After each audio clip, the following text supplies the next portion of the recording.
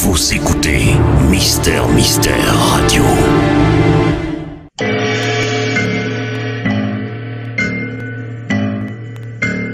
Les maîtres du mystère.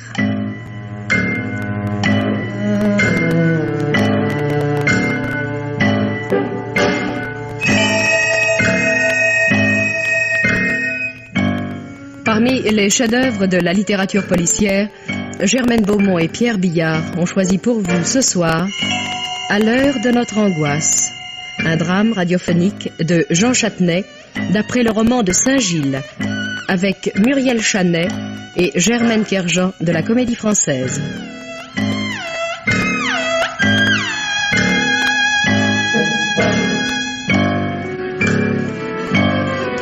Prise de son Jean Deleron, opérateur Geneviève Leroux, assistante Marie Vouilloux, réalisation Pierre Billard.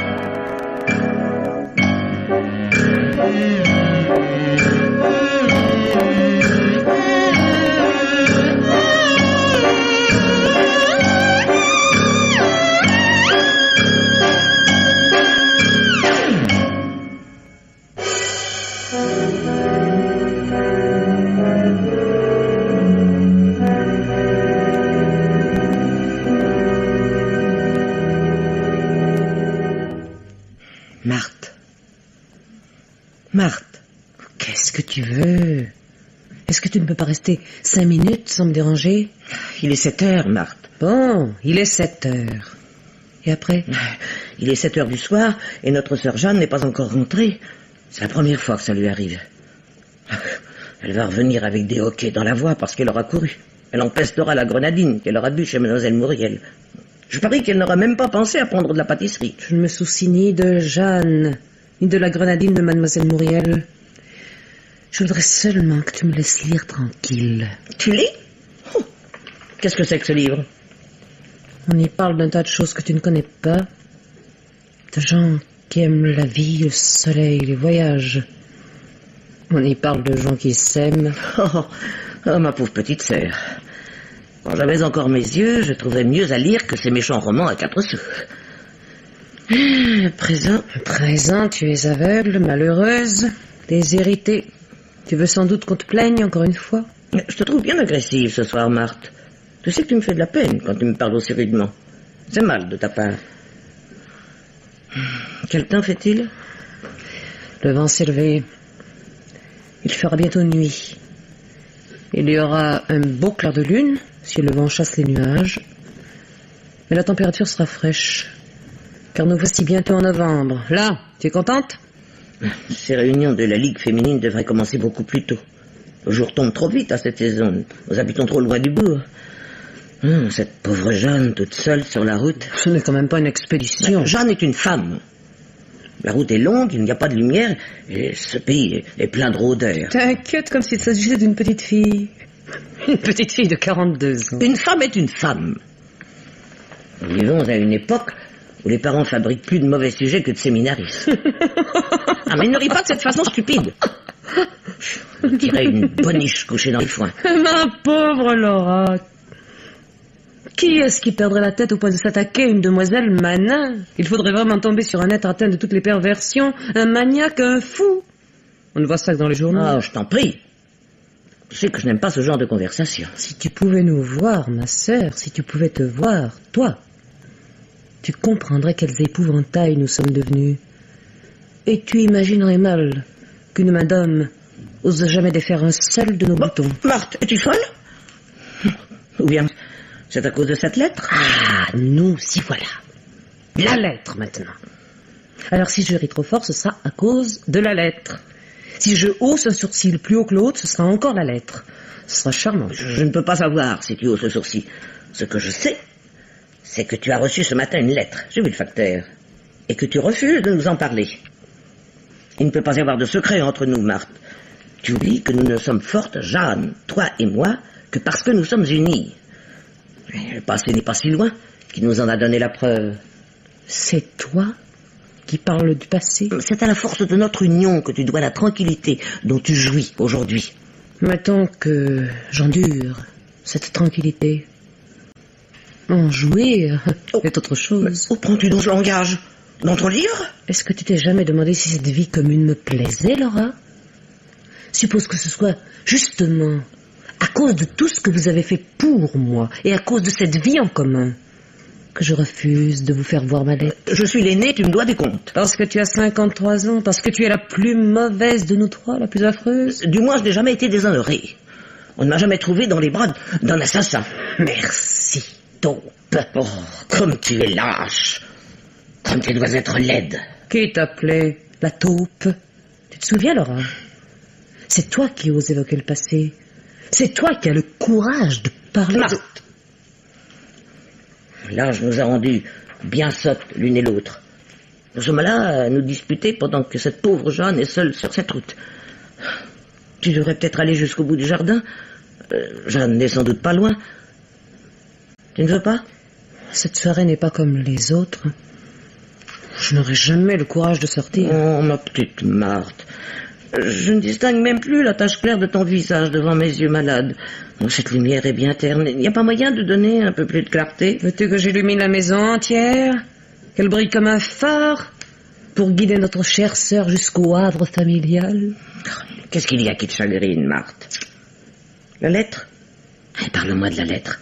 Je suis persuadé que ça te fera du bien, hein? Qu'est-ce que c'est que cette lettre? Une réponse. Une réponse? Tu as donc écrit à quelqu'un?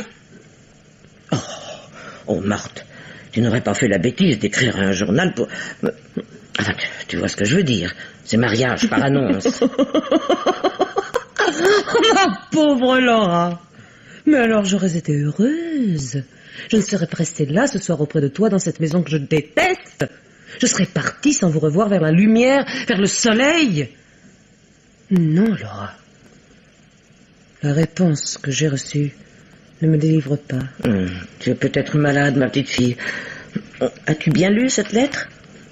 Donne-la-moi. Qu'est-ce que tu veux en faire? Tu veux la renifler, comme à ton habitude? Non, je saurais la garder prisonnière dans ma main, avec toutes ces nouvelles qui te font de la peine. Écoute. Tu n'as rien entendu? C'est Jeanne. Va voir à la fenêtre. Qu'est-ce que tu vois? C'est un coup de vent qui secoue les ivres dans le jardin. Le temps est couvert. Il fait déjà très sombre. L'hiver sera en avance cette année. Je me demande si cette pauvre Jeanne a pensé à prendre un manteau. Je suis très inquiète. Vraiment, tu n'as rien entendu? Il y a eu un coup de vent. Maintenant, tout est calme. Est-ce que tu peux voir la porte du jardin? Oui, je la vois. Elle est ouverte. Ouverte? C'est étrange. Je suis certaine de l'avoir fermée tout à l'heure quand je suis allé faire un tour. Je te promets qu'elle est ouverte. Si tu ne me crois pas... Oh, mais tu prends la mouche, on ne peut pas dire un mot. Bien sûr, je te crois. Quand même, cette porte... Je suis absolument sûr de l'avoir refermée.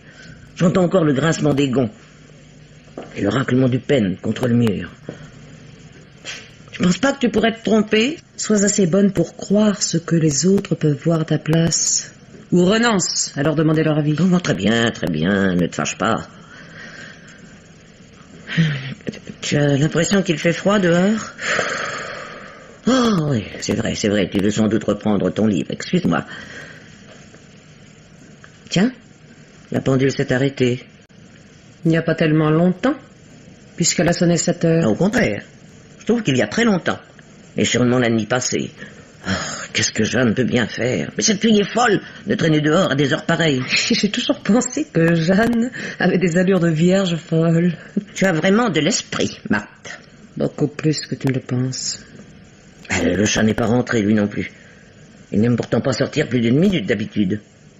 Mais tu crois que le coup de vent de tout à l'heure était assez violent pour ouvrir la porte du jardin? À moins que ce soit le gosse des Hugons. Un enfant de 7 ans ne court pas la campagne à cette heure, Laura. Évidemment. Tu ne veux pas aller regarder si le chat est dans le jardin? Tu ne voudrais pas non plus que j'aille jusqu'à la forêt pour voir s'il ne s'est pas perdu? Je te demande seulement de regarder dans le jardin. Ce sale matou peut bien crever, tant pis pour lui. Il m'a toujours dégoûté, tu le sais bien. Non, pauvre Minet, il est si vieux. Il en est ignoble. Parce qu'il perd la vue, lui aussi. Qu'un chasseur lui allonge un coup de fusil. C'est encore ce qu'on peut lui souhaiter de meilleur. Oh, Pauvre Minet, pauvre Jeanne. Tu as besoin de tes animaux favoris pour t'attendrir sur eux, n'est-ce pas? Ils te manquent. Plaindre un vieux chat galeux, une vieille fille idiote, c'est un sérieux brevet de charité chrétienne. Ça te dispense d'éprouver aucun amour pour rien au monde, en dehors de ta misérable personne. Moi, je ne plains ni Jeanne, ni le chat. Je sais que la mort est un bienfait pour eux deux, et je souhaite leur mort. Oh, tu es méchante. Ce pauvre chat a été le compagnon d'une grande partie de notre vie. Un compagnon. Un espion dévoué à ta cause, comme cet imbécile de Jeanne. Un témoin pour vous, contre moi. Contre toi et contre l'autre, c'est ce que tu veux dire. C'est toi qui parles de lui, Laura. Encore une fois. Qu'est-ce que tu fais? Je change de place. Je retourne à la fenêtre. Mais cette fois, je regarde vers la gauche du jardin. Pourquoi? Pour mieux voir. Il m'a semblé que quelque chose bougeait, il y a un instant. Peut-être Jeanne? Je ne sais pas, c'était rapide. Oh, peut-être le chat? Ouvre la fenêtre, appelle-le. Tu veux plaisanter? Il faut que j'y aille moi-même? Non, je ne veux pas. Parce que tu n'oserais pas. Ce n'est pas la peine de te déranger. Tu es étrange, Marthe. J'ai peur. Quoi? J'ai peur. Par-dessus le mur du jardin, je distingue les fenêtres de la maison d'en face. Les volets sont tirés. On nous regarde. Qu'est-ce que tu me chantes? Cette maison est abandonnée depuis... J'ai peur. Toi aussi tu as peur.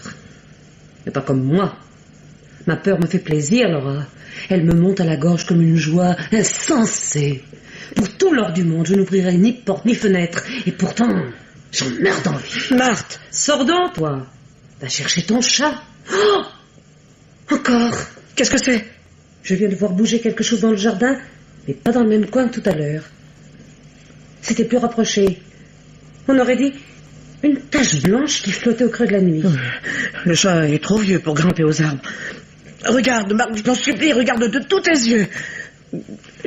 Tu ne crois pas Quoi? Tu ne crois pas qu'on pourrait essayer d'appeler? Appeler?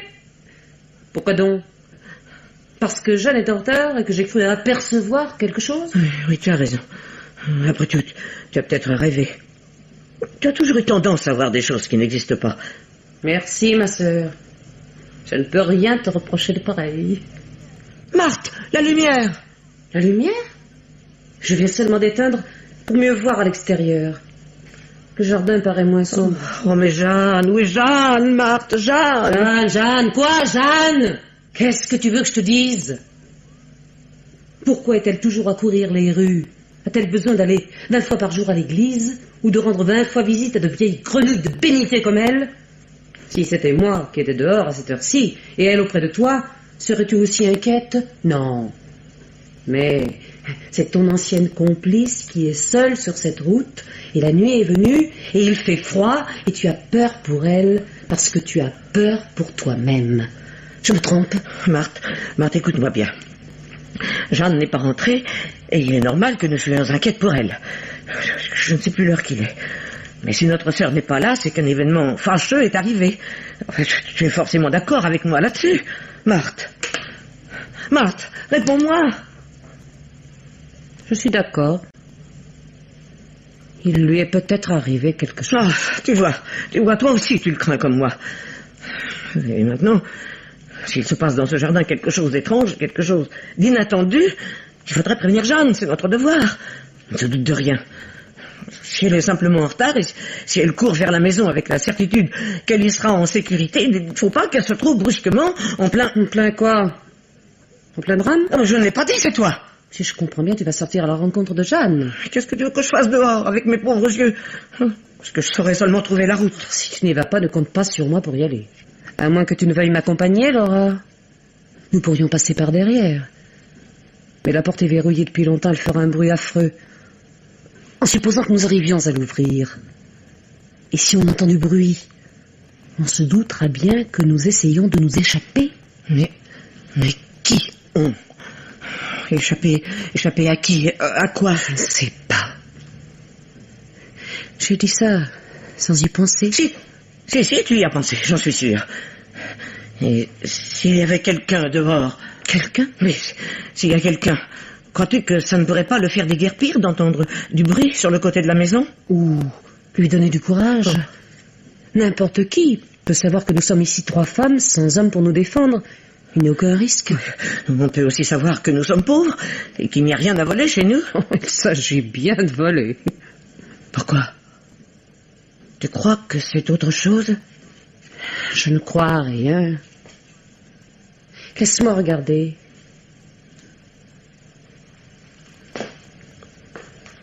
À présent, mes yeux sont habitués à la nuit. Et je vois mieux.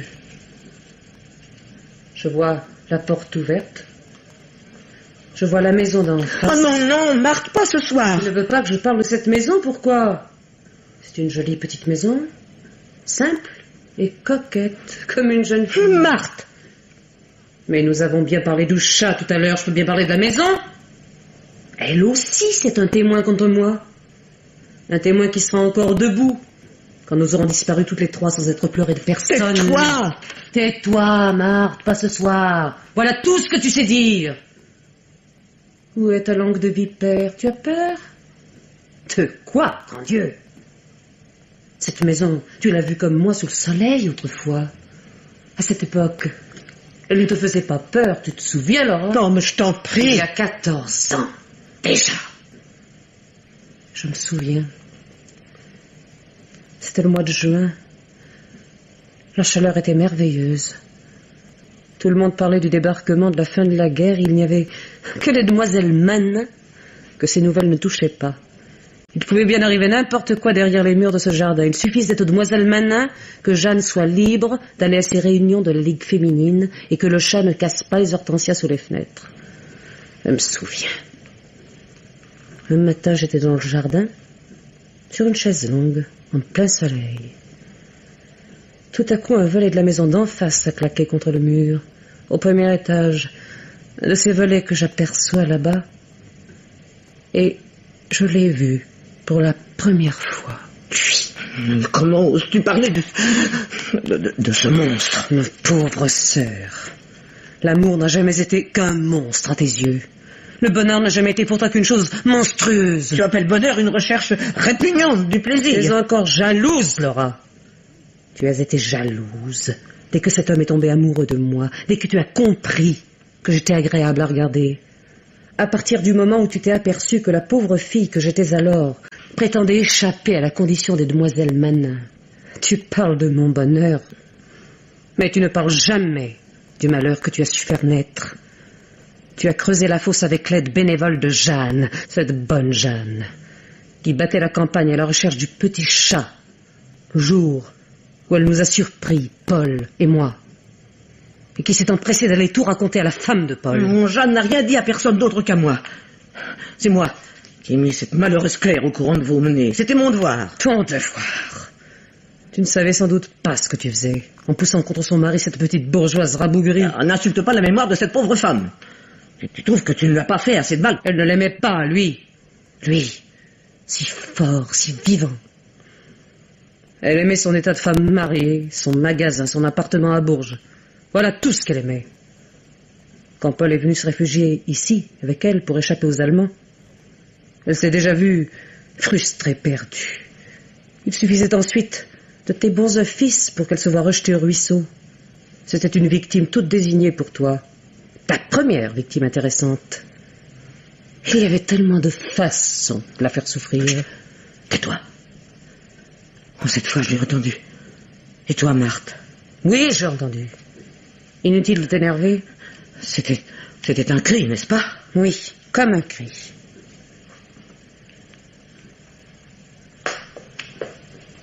Pourtant, je ne vois rien dehors. Pour l'instant, tout paraît tranquille. Oh, tu as bien fait d'éteindre la lumière. Comme ça, on ne peut pas nous voir à l'intérieur de cette pièce. Tu n'as jamais aimé qu'on te regarde vivre. Qu'est-ce que c'était que ce cri, Marthe? Oh, peut-être le chat? Si c'est le chat, il peut bien miauler toute la nuit. Ça n'est pas moi qui irai lui ouvrir. Enfin, Jeanne, mais qu'est-ce qu'elle peut bien faire? Où est-elle? À cette heure-ci, d'habitude, nous sommes à table. Et ce soir, nous voilà figés, comme si un malheur venait de s'abattre sur nous. Alors, il faut aller préparer le couvert, mettre la soupe à réchauffer. Jeanne va rentrer affamée. Tu la connais, elle ne pense plus qu'à manger. Marthe. Quoi encore? Est-ce que tu y comprends quelque chose? Non? Ou peut-être que si. J'en sais quand même un peu plus que toi. Assez pour commencer à deviner. Tu sais, grâce à la lettre, je veux voir cette lettre. Tu ne pourrais pas la lire. Je veux la toucher. Oh, tu ris. Et après? Tu ris, alors que tout est contre nous, et que je meurs de peur. Là, tu es contente? Je crève de peur. Tu aimes ta tranquillité, Laura. Oh, plus que tout au monde. Et tu y as sacrifié bien des choses, n'est-ce pas? Par exemple, nous, tes sœurs. Oh, quelle importance. Toi, je t'ai ramené à nous, impur, souillé. Oublie tes phrases, veux-tu? L'heure est aux choses sérieuses. Imagine qu'il y ait quelqu'un dans notre jardin et que Jeanne soit sur le chemin. Elle est gentille, Jeanne. Elle n'a jamais fait de mal à personne. Oh non, elle n'a pas assez d'imagination pour ça. C'est toi qui as fait comprendre à Claire que j'étais la maîtresse de son mari. Jeanne n'aurait jamais osé. Écoute. Quoi? Le même cri que tout à l'heure. Je crois que tu deviens folle. Marthe, écoute, tais-toi. Je regarde dehors.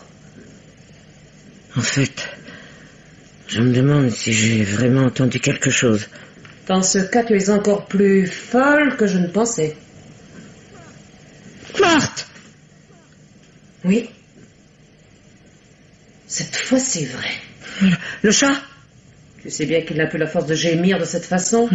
S'il était tout près de la fenêtre, par terre, il ne comprend pas pourquoi je le laisse dehors. Moi non plus, vraiment. Je pense à Jeanne. Je ne vois pas ce qu'il y a de risible. Imagine-toi en train de courir sur cette route, seule, une nuit pareille. Mais ma pauvre Laura, ça n'a rien à voir. Moi, je n'ai pas peur. Du moins pas comme toi. Je n'ai jamais connu la peur qui te fait trembler ce soir. Tu m'entends? Tu as peur parce que tu sais que tu es coupable. Je suis coupable, moi? Oh, c'est fantastique. À t'entendre, est-ce qu'on ne croirait pas que c'est moi qui ai tué Claire? Ce sont tes manigances. Claire serait encore de ce monde. Quand elle a su que Paul était épris de moi, elle a vu sa situation compromise, sa carrière d'épouse légitime brisée. Alors elle s'est attachée à lui comme une sangsue. Elle ne le quittait plus d'une semaine, elle le surveillait jour et nuit. Elle savait qu'elle le tenait, au moins tant que les Allemands seraient là. Paul risquait de tomber dans leurs mains. Si nous essayions de partir tous les deux, elle l'aurait plutôt dénoncé. Il ne pouvait plus me rencontrer, c'était à devenir fou. Une nuit, pourtant, il a réussi à sortir de la maison d'en face sans réveiller Claire et est venu me voir dans ma chambre. Et il t'a dit qu'il allait la tuer. Et cette nuit-là non plus. Tu ne te sentais pas coupable. Tu n'avais pas peur. Il ne pensait pas à tuer Claire. C'est moi qui lui ai demandé de le faire. Toi? Non, c'est pas vrai, Marthe. Je lui ai dit qu'il fallait la tuer. Je l'ai exigé. S'il tenait à me revoir. Et il y tenait, crois-moi. Oh, je ne veux pas entendre ça. Tu ne peux rien voir, Laura, mais tu entendras ce que je voudrais. Je lui ai dit de tuer cette femme parce qu'il n'y avait rien d'autre à faire. Et voilà pourquoi je n'ai pas peur. Mais toi, rien ne t'obligeait à faire ce que tu as fait. Tu l'as fait par plaisir. Non, folle. Tu n'as jamais bien su comment nous avions tué Claire. Tu as seulement deviné qu'elle était morte, enterrée dans le jardin de la maison d'en face. Tu l'as deviné avec ce sixième sens qui te sert de vue, et dont tu es si fier. Nous nous étions pourtant donné assez de mal, Paul et moi, pour que personne ne devine jamais rien. Est-ce que tu te doutais déjà de quelque chose quand tu m'as laissé partir pour ce voyage en Auvergne? Oh, Marthe, je t'en supplie. Tu n'étais pas mécontente de me voir partir. Je t'ai dit que j'allais me reposer au Mont d'Or et tu m'as donné de l'argent, sans discuter. Je ne suis jamais allée en Auvergne. J'avais tout arrangé avec Paul. Je suis allée jusqu'à Bourges. De là, j'ai expédié une lettre à Claire, en me faisant passer pour une voisine, la femme du boucher, dont la boutique était à côté du magasin de photos. Je lui racontais que le magasin avait été fouillé par les miliciens après la fuite de Paul et que les gens du quartier finissaient de le piller. Ça n'a pas manqué. Elle a voulu aller à Bourges tout de suite pour se rendre compte des dégâts. C'était comme si on lui avait arraché un bras. Elle partait sans crainte puisque j'étais en voyage. Elle pouvait laisser Paul sous votre protection. Mais elle n'est jamais partie. C'est ce soir-là qu'il l'a tué? Ce soir-là, oui. Oh. La veille de son départ. Vers cette heure-ci. Oh, je t'en ris. Mais non. Grâce à toi, c'était seulement devenu inévitable. Le soir où Claire devait arriver à Bourges, c'est moi qui suis sortie de la gare à sa place. C'était l'heure du couvre-feu, je ne pouvais pas traverser la ville. Je suis donc descendue dans un hôtel près de la gare. Oh, la chance me souriait.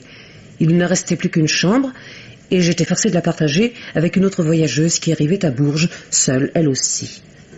Je m'en souviens, comme si c'était ce soir. Elle est descendue dîner en laissant son sac et sa valise sur le lit. J'ai mis dans le sac une carte d'identité au nom de Claire que Paul m'avait donnée. Il m'avait aussi donné un paquet qui contenait un revolver et des grenades. Tu as fait tout le voyage avec un revolver dans ta valise, malgré les Allemands, les arrestations? Je te l'ai dit, Laura, je n'ai jamais eu peur. J'ai mis le revolver et les grenades dans la valise de la voyageuse. Ensuite, je suis descendue au téléphone de l'hôtel. J'ai téléphoné au poste allemand de la gare et je leur ai dit qu'il y avait dans cet hôtel une femme qui transportait des armes dans ses bagages. Et puis je me suis sauvée. Ils ont tué cette femme. Jeanne m'a lu le journal. Quand elle a vu la Gestapo arriver, elle a voulu s'enfuir. Elle n'avait sûrement pas la conscience tranquille. Non, tu as fait tuer cette femme. Jeanne, t'as lu le journal? On a retrouvé la carte d'identité. Tout le monde a cru que les Allemands avaient abattu Claire, c'est-à-dire la femme d'un homme que leur police recherchait. Tout le monde l'a cru. Sauf toi. Dès le début, j'ai su que c'était lui qui l'avait tuée. Mais je ne pouvais pas penser que toi, Marthe, toi aussi, tu es la cause de tout, Laura. Sans toi, Claire ne savait rien. La guerre finie, nous serions partis, Paul et moi. Et elle se serait vite consolée. Qui sait? Elle aurait peut-être pris ma place auprès de vous deux. Elle vous aimait bien. C'est toi qui as causé sa mort. Et celle de l'autre femme, en nous obligeant à chercher une autre solution. Je ne voulais rien à la femme de l'hôtel. Dans notre plan, je devais seulement laisser la carte de Claire et les armes dans la chambre et téléphoner. Les Allemands auraient arrêté tout le monde et Claire aurait disparu sans qu'on sache bien ce qu'elle avait pu devenir. Avec la présence de cette femme, il ne manquait plus rien, c'était presque trop beau. Dans la situation où tout nous avait mis, il ne fallait rien manquer. La femme de Bourges a donc été, elle aussi, ta victime. Tu n'as le droit d'accuser personne. Il n'y a rien à répondre à de telles stupidités. Ce que je veux que tu me dises, c'est pourquoi tu m'as caché cette histoire jusqu'ici. Pourquoi as-tu attendu ce soir? Tu ne devines pas? Qu'est-ce qu'il y a dans le jardin? Quelque chose qui nous menace directement? Tu poses la question de travers? Je crois surtout qu'il y a quelque chose qui te menace, toi, en particulier. Moi? Aurais-tu la candeur de chercher ce que ça peut être? Tu cherches? Vraiment, Laura? Je me pose des questions. Pour y répondre, il faudrait que j'imagine l'impossible. C'est ça? Tu peux, Laura. Imagine l'impossible. Tu mens. Comme tu voudras. Mais je sais beaucoup plus de choses que toi. La lettre. Exactement, la lettre. J'ai reçu une lettre ce matin. Et ce soir, il y a quelqu'un dans le jardin. Quelqu'un qui en veut à l'une de nous. À moi, à toi, à Jeanne. Qui pourrait t'en vouloir à Jeanne? Laura, peux-tu me dire pourquoi tu t'es acharnée contre nous de cette façon? Nous allions vivre enfin libres, Paul et moi. Nous avions payé cette liberté, un prix énorme. Pourquoi as-tu dénoncé Paul? C'est pas le moment de parler de ça. Bientôt ce ne sera plus le moment. Est-ce que cette Claire avait une importance quelconque à tes yeux? Est-ce que tu avais une raison de vouloir la venger? Il avait voulu tuer Jeanne. Moi aussi, je me souviens. Les maquisards avaient fait sauter le pont sur la rivière. Jeanne était obligée de faire un détour pour rentrer de l'église. Elle devait suivre le sentier en surplomb pour rejoindre la passerelle qu'on avait jetée en attendant la fin des sabotages. Heureusement qu'il y a eu cet orage avant que Jeanne ne retourne au bourg. Le lendemain, elle s'est aperçue juste à temps que le sentier s'était effondré pendant la nuit. Sans la pluie, il s'effondrait sous elle. On l'aurait retrouvé en bas, la tête fracassée sur les pierres. Est-ce que ce n'est pas lui qui avait monté ce coup-là? Non, je le sais. Je l'ai senti tout de suite quand cette pauvre Jeanne est revenue affolée, comme si elle avait frôlé la mort. Et vraiment, elle ne l'avait jamais vu de si près. Est-ce que c'était pas lui? C'était encore ta faute. J'étais rentré de voyage depuis 2 jours. Il n'y avait aucune nouvelle de Claire, et pour cause. Et déjà, tu te doutais de quelque chose. Tu voulais déjà écrire aux voisins de Claire à Bourges pour leur demander des précisions. Tu l'as avoué toi-même à Paul, pour le braver, pour lui faire sentir qu'il était à ta merci. Jeanne était trop bête. Elle te servait trop bien. Elle répondait trop facilement aux questions. Elle mettait trop ponctuellement tes lettres à la boîte. Il fallait se débarrasser d'elle. Voilà, on s'est débarrassé de Jeanne, et je savais qu'ensuite ce serait mon tour. Voilà pourquoi je l'ai dénoncé. J'étais sûr qu'il avait tué Claire, et qu'il l'avait enterrée dans le jardin. Tout de suite après l'histoire de la rivière, j'ai envoyé une lettre aux gendarmes. Ils se sont occupés de rien, avant que le pays ne revienne au calme. Après, ils m'ont rendu visite, et ils ont arrêté l'assassin de Claire. Ils l'ont arrêté sans preuve. J'ai bien cru au début qu'il allait leur échapper, quand ils sont venus fouiller le jardin et qu'ils n'ont rien trouvé. Alors j'étais dans de beaux draps. Je pouvais avoir un procès en diffamation sur les bras, être inculpé d'outrage à un magistrat, et je ne sais quoi encore. Tout ça alors que j'étais sûr de tenir ce monstre et de venger sa femme. Tu te rends compte de ma situation? Parfaitement. La police s'était d'abord embarquée sur une fausse piste. On avait trouvé un coin du jardin où l'herbe avait une allure suspecte. Ils ont fait creuser par le fossoyeur du bourg, mais il n'y avait rien. C'était moi qui avais mis du sulfate de cuivre sur l'herbe quelques jours plus tôt. C'était toi? Tu avais eu le courage? Tu tenais donc tant à sauver cet homme. Et je l'aimais. Il avait tué Claire pour moi. Il avait tué pour toi. Et il ne demandait qu'à continuer. Est-ce que vous pensiez venir à bout de moi aussi facilement? Fou que vous étiez. Il aurait fallu plus fort que vous. Quand le juge d'instruction est venu se plaindre à moi de la légèreté avec laquelle j'avais porté cette accusation, je lui ai simplement demandé de me laisser faire un tour dans le jardin de la maison d'en face avec Jeanne. C'est vrai que moi non plus, après avoir tourné une bonne demi-heure dans ce jardin, je ne trouvais rien. Le juge s'impatientait, Jeanne m'entraînait déjà vers la porte, tout d'un coup, la voilà qui lâche mon bras et qui crie « Regardez, regardez le buis !» Oui, le buis où elle venait chercher des rameaux à bénir tous les ans. Et que cet imbécile avait changé de place pour le mettre sur la tombe de sa femme pour mieux nous la cacher. Tu as toujours eu tort de mépriser Jeanne, Marthe. Elle vaut beaucoup mieux que tu ne penses. C'est ce que j'ai compris quand j'ai reçu la lettre. Qu'est-ce qui... Ah oui. Ah oui, la lettre. Elle est de qui, Marthe? C'est pas possible. Cherche encore. Elle n'est pas de lui. Tu as deviné. Il ne t'a jamais écrit. Justement. Il fallait une occasion exceptionnelle. Oh, tu ne veux pas dire... Il est sorti de prison? Oui. Tu mens! On ne libère pas un condamné comme ça. Il avait pris 20 ans. Il y a différentes façons de sortir d'une prison. Non. Il s'est évadé? Pourquoi? Pourquoi? Sans doute parce qu'il s'y plaisait trop. Il sera traqué et repris, on l'enfermera à vie. C'est ce que tu lui souhaites, n'est-ce pas? Qu'est-ce que tu t'imagines? Que toutes les forces de police du pays vont se rassembler pour se mettre à ses trousses?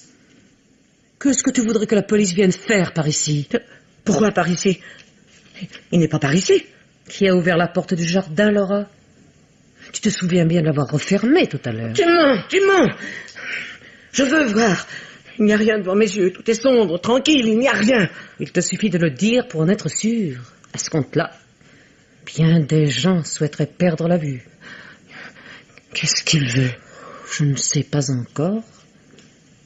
Tout à l'heure, je l'ai nettement aperçu aperçu près de la porte.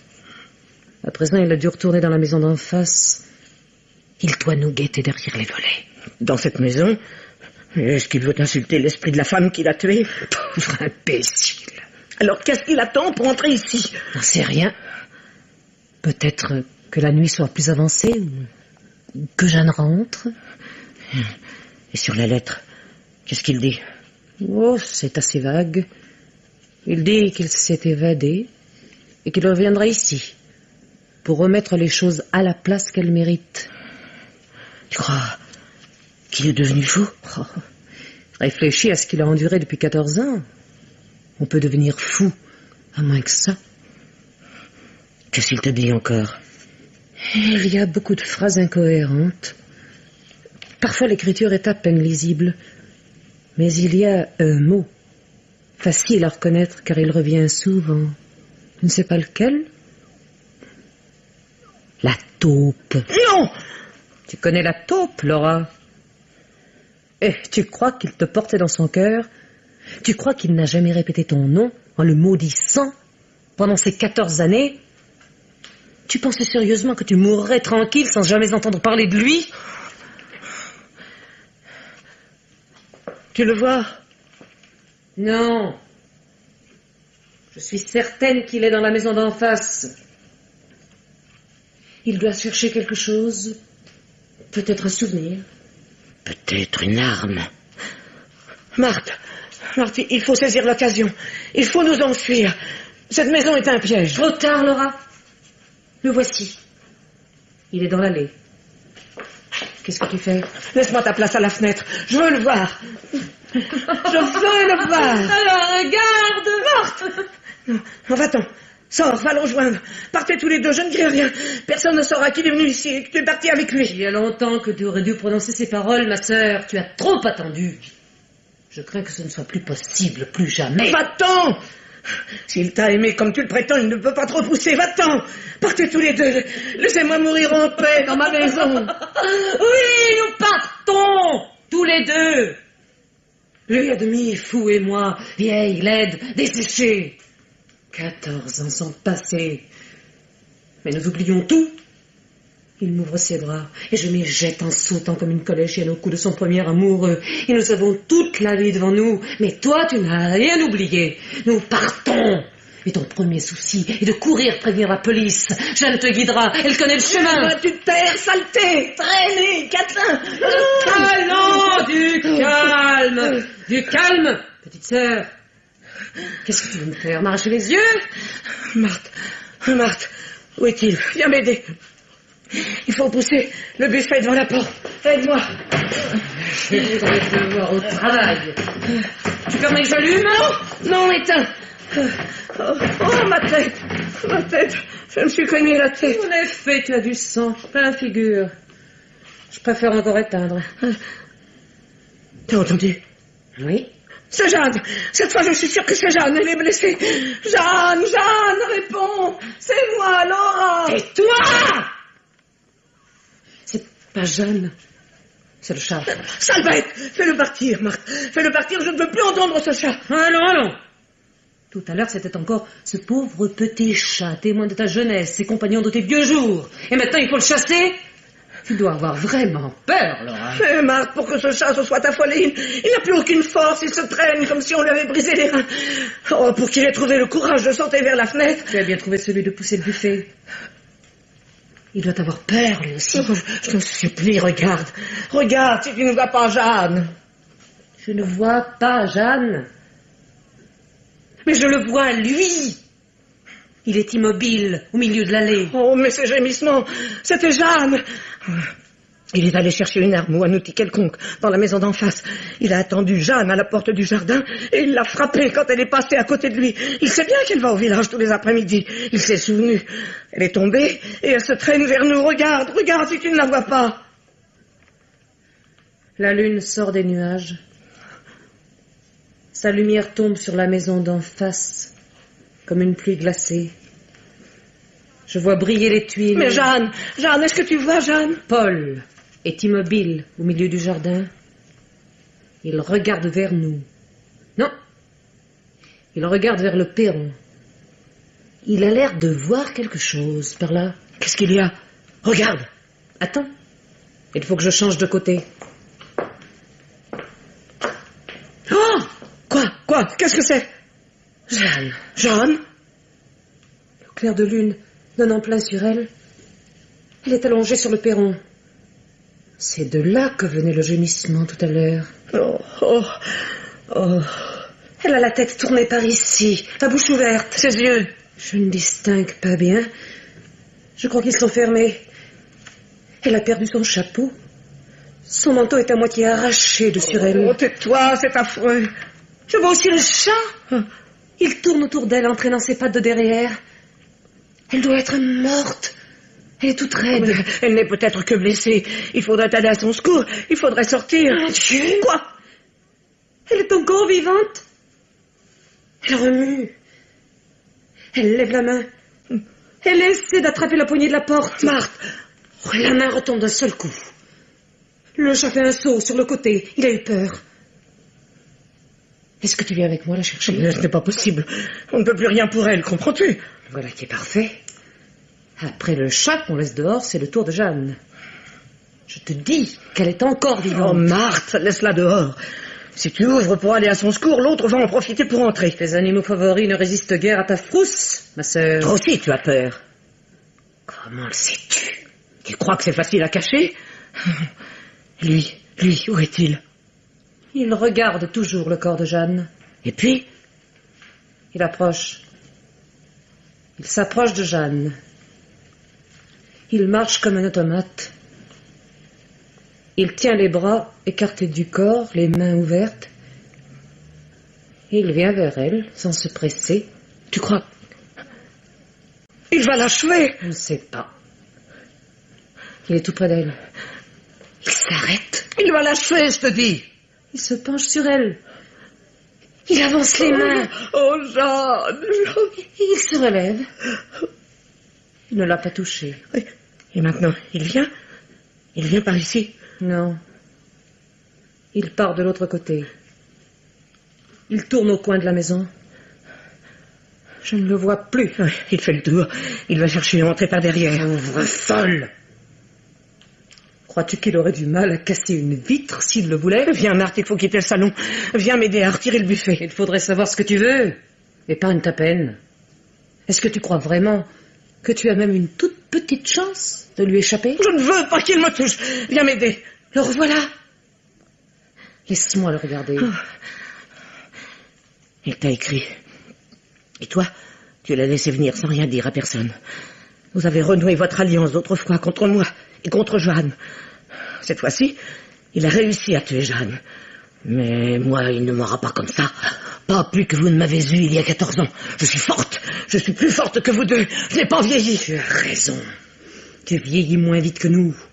Sans doute parce que tu ne vois rien de ce qui t'entoure. Écoute-moi. Il ne sait pas que nous sommes dans cette pièce. Quelle importance? Une importance énorme. Il peut croire que nous sommes montés nous coucher quand tu as éteint la lumière. Il ne pensera pas à nous chercher ici. J'ai rallumé un moment tout à l'heure. Tais-toi! Il ne s'en est peut-être pas aperçu. Et après? Il faut le laisser entrer dans la maison et attendre qu'il monte au premier. À ce moment-là, nous pourrons nous glisser dehors et aller chercher du secours chez les Hugons. Tu crois que tu pourras marcher jusqu'à la ferme? Tu crois que tu pourras courir? Parce qu'il faudra courir, Laura. Il faudra courir à perdre haleine. Il faudra aussi passer par la fenêtre. Est-ce que tu y as pensé? Oh, je te déteste. Je te déteste. Tu fais tout pour m'empêcher de sortir d'ici. Tu es d'accord avec lui, c'est ça? Comment veux-tu? Il faudrait que je l'ai rencontré aujourd'hui. Je ne t'ai pas quitté de la journée. Et la lettre est arrivée ce matin. Alors? Non, tu peux sortir si tu veux. Seulement, je te préviens que tu seras obligé de passer par la fenêtre et de courir à perdre haleine, voilà tout. Je sais bien que tu en es incapable. Jeanne aussi était incapable de courir. Elle n'a pas pu lui échapper. Et maintenant, elle est allongée sur le perron, la tête tournée vers nous, morte. Tu n'as rien entendu? Qu'est-ce que c'est? Regarde au dehors. Le ciel s'est dégagé. La lune n'a jamais été aussi brillante. Voilà. Laisse-moi m'approcher. Les yeux me brûlent. Peut-être pourrais-tu pleurer? Pleurer? Non, non, il faut que je sente la caresse du clair de lune sur mes yeux. Là, sa fraîcheur suffit à calmer la souffrance. Je n'ai pas besoin de pleurer. Et lui, où est-il? Il n'est plus dans le jardin. Marthe, est-ce que tu m'aideras? Qu'est-ce que tu veux faire? Je veux essayer de me glisser dehors par cette fenêtre. Je traverserai tout doucement le jardin et j'irai vers la ferme des Hugons pour chercher du secours. Comme tu es naïve. Je te connais trop, Laura. Une fois dehors, tu iras te tapir dans un coin et tu attendras que le jour se lève. Non, non, non, j'irai chez les Hugons. Mais il va falloir ouvrir la fenêtre. Tu sais qu'elle va grincer. Tu ne veux jamais qu'on l'ouvre d'habitude. Cette nuit est silencieuse comme une tombe. On entendra le bruit à 1 kilomètre à la ronde. Essaie, Marthe, je t'en supplie. Comme tu voudras.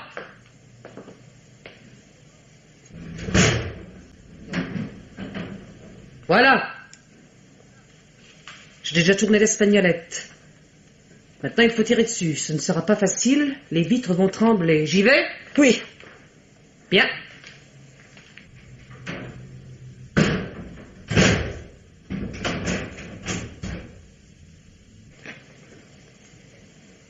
C'est fait. Passe, Laura. Laura! Qu'est-ce que tu attends? Non, non, non, non, referme vite. Je savais bien que tu n'aurais pas le courage. Il fait trop froid. Le clair de lune lui-même n'est pas engageant. Tu n'aurais pas fait 2 pas que tu aurais eu envie de hurler comme une enfant, tandis que dans ce salon... Tais-toi! Dans ce salon, tu te trouves encore au chaud. Tu as peur, mais il fait ici 20 degrés. C'est quand même moins terrible d'avoir peur quand on n'a pas froid. Mais qu'est-ce que tu racontes? Tu parles sans même penser à ce que tu dis pendant que lui nous cherche. Il est là? Non, je ne le vois plus. Alors, qu'est-ce que tu décides? Oh, rien. Rien, je ne sais plus. Tu as un conseil à me donner, Marthe? Laura, je sais que tu vas mourir. Oh. Tu as laissé passer ta dernière chance. Tu as eu raison de prendre peur quand tu as vu que Jeanne ne rentrait pas. La nuit commençait mal pour toi. Il ne pouvait t'arriver rien de bon une nuit pareille. Tu vas payer cette nuit le prix de la joie que tu t'es donné de me torturer il y a 15 ans. Pourquoi nous as-tu fait tant de mal, Laura? Retourne près de la fenêtre, guette-le. Pas tant que tu m'aurais pas dit toute la vérité. Tu sais tout. Non! Pourquoi lui en voulais-tu à lui? Moi, tu as tout fait pour me laisser en dehors du jeu. Tu ne voulais pas que le scandale rejaillisse sur vous, mais lui... Alors, tu reconnais que j'ai été bonne avec toi, Marthe. Non, retourne près de la fenêtre et ne parle pas aussi fort. Je veux que tu continues, Laura. Va jusqu'au bout. Pourquoi lui en voulais-tu à ce point? Qu'est-ce qu'il t'avait fait? Ça me regarde. Tu ne veux pas parler de tout ça. Ce n'est pas le moment. Tu trouves encore le courage de te mettre en colère parce que tu as honte. Ma pauvre taupe. Une honte terrible. Tu te rends compte toi-même combien tu étais présomptueuse. Je vais te dire, Laura. Tu l'aimais. Non. Tu l'aimais. Et tu ne voulais pas qu'il appartienne à une autre femme. Mais c'est grotesque. Je ne l'ai pas aimé. Mais tu ne le voyais pas autrefois quand il nous rendait visite. Tu étais comme folle. Tu disais qu'il avait un rire vulgaire, un rire de soudard. Mais tu aimais ce rire. Tu aurais voulu l'entendre à longueur de journée. Et puis après, qu'est-ce que ça peut te faire? Qu'est-ce que ça peut me faire? Tu as osé. Tu as osé le salir en rêvant de lui. Et tu te demandes ce que ça peut me faire? Oui!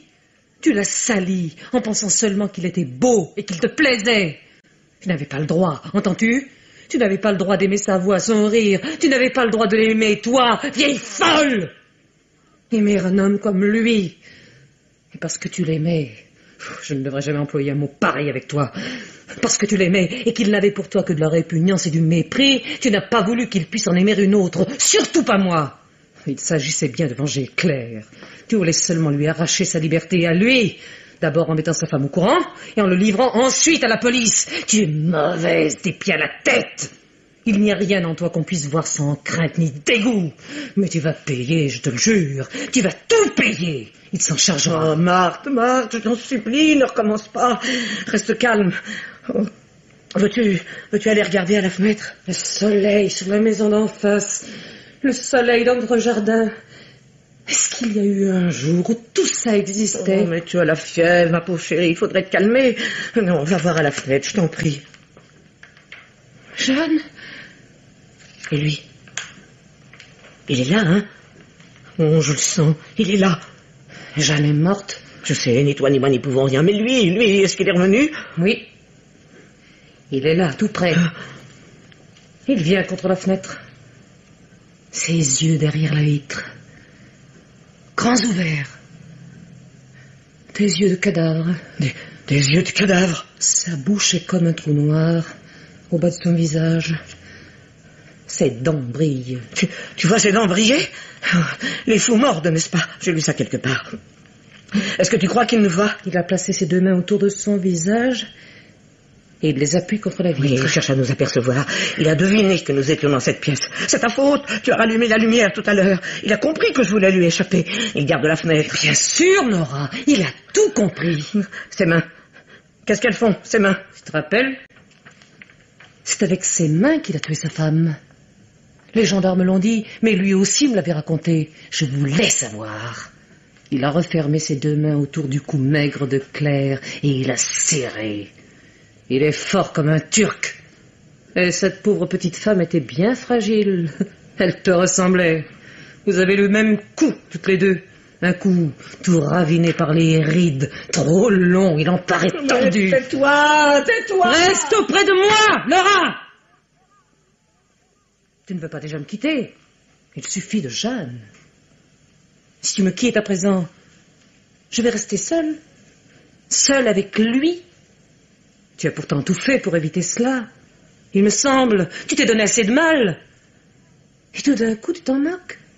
C'est devenu complètement égal. Tu gâtes un si bel ouvrage en quelques minutes, seulement parce que tu as peur. Je suis même sûre qu'en ce moment tu regrettes ce que tu as fait contre nous il y a 14 ans. Tu te demandes si c'était bien nécessaire. Je suis sûre que tu es prête à demander pardon, non? Jamais, je ne regrette rien. Alors pourquoi es-tu blotti derrière ce buffet? Tu te sens à l'abri? Tu crois qu'il ne saura pas t'y trouver? À moins que tu ne veuilles jouer. Tu t'amuses, Laura. Laura, tu ne dis plus rien? Allons, ressaisis-toi. Laura. Ah, je comprends. Tu as peur que le son de ta voix te trahisse, qu'il lui indique ta cachette. Tu as mis ta tête sous ton châle parce que tu crains qu'un reflet dans tes yeux morts puisse le guider vers toi. Voilà tout ce que tu peux faire pour te défendre. Pauvre Laura. Sais-tu comment tu vas mourir? Je ne regrette rien. Je ne regrette rien. Laura! Tu as entendu? J'ai cassé une vitre pour qu'il sache bien que tu es là. L'air qui entre est glacé comme la mort. Tu trembles, ma sœur, tu trembles. Tu l'entends? Il va entrer. Je vois sa main se glisser par le carreau brisé comme une araignée monstrueuse. Elle s'accroche au verre. La voilà qui saigne. Je vois le sang dégoûter le long de la fenêtre. Mais il ne sent rien. Il sait qu'il va te trouver. La main grimpe vers l'espagnolette. Elle la saisit. Oh, Marthe, ma tête. Oh, ma tête. Laura, qu'est-ce qui t'arrive, Laura? Jeanne, laisse entrer le chat. Oh, pauvre Minet. Il fait plus frais ici qu'au soleil, hein, mes mines. Laura! N'iront plus au bois, les lauriers sont coupés. Jeanne, chante avec moi, Jeanne. N'iront plus au bois. Tu veux pas chanter? Tu veux jamais faire ce que je te demande? Dis-lui de chanter avec moi, Marthe. Jeanne est morte, Laura. Elle est morte. Elle est toute froide devant la porte sur le perron. Je ne croyais pas qu'elle aurait la force de se traîner jusque-là pour mourir. Laura, tu m'entends? Attire les rideaux, Jeanne. Le soleil me fait mal aux yeux. Laura, entends-tu ce que je te dis? Il faut que tu m'écoutes, Laura. Laura, La lettre que j'ai reçue. Une lettre? Jeanne, va porter la lettre. Le pont est réparé. C'est plus la peine de passer le long de la rivière. Écoute-moi! La lettre que j'ai reçue ce matin, tu te souviens? Tu voulais savoir de qui elle était. Ce n'était pas lui qui écrivait, Laura, tu entends? Ce n'était pas lui. Laura, c'est moi qui tuais Jeanne. Je l'ai attendue près de la porte quand elle est rentrée du village et je l'ai frappée avec la serpe. Je la croyais morte sur le coup. C'est moi qui l'ai tuée, pas lui. Lui, il est mort. C'est un ami à lui, un prisonnier qu'on vient de libérer, qui m'a écrit. Paul est mort il y a déjà un mois. Mort, Laura. Mort. Pendu dans sa cellule.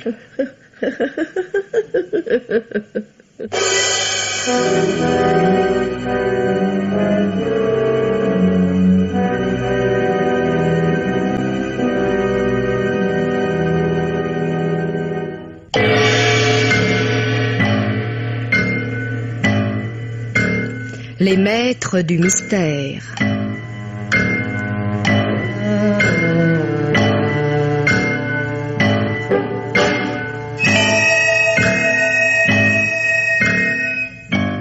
Parmi les chefs-d'œuvre de la littérature policière, Germaine Beaumont et Pierre Billard ont choisi pour vous ce soir À l'heure de notre angoisse, un drame radiophonique de Jean Châtenay d'après le roman de Saint-Gilles, avec Muriel Chanet et Germaine Kerjean de la Comédie Française.